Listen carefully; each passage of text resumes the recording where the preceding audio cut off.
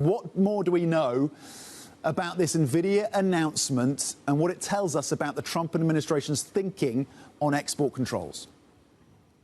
Well, I think it's interesting that it was NVIDIA who announced this, not the White House. I'll get to that and what that means in a little bit. But essentially, this is a great victory for CEO of NVIDIA, Jensen Huang, who, by the way, is in Beijing right now, just appeared on state television. And we learned of this development on the H20 chip through a blog post from NVIDIA, essentially saying that they've been given tacit approval by the White House to apply for those export licenses for the H20 chips to be sold to China, and he expects, Jensen Huang and NVIDIA all expect that those license applications to be approved and the H20 chips can resume being sold to China. Jensen Huang has been an outspoken critic of these export controls from the United States, saying they haven't worked, and also they've given competitors in China like Huawei an unfair advantage. In fact, NVIDIA projected they could lose about $8 billion in sales in this current quarter